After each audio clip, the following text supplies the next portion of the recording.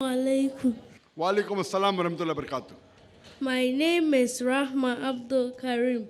Doctor, please, I would like to know if there is any chapter in the Quran or any authentic hadith that talks about Prophet Musa's parents' name.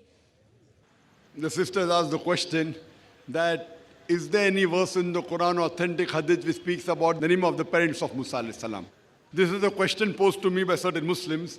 I don't know of any verse in the Quran which speaks about the name of the parents of Prophet Moses, peace be upon him. Neither do I know of any authentic hadith which mentions the name of the parents of Prophet Moses, peace be upon him.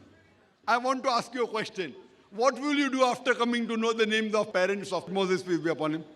I just want to know. Because this is a question asked by certain Muslims, and I asked them, what benefit will you achieve?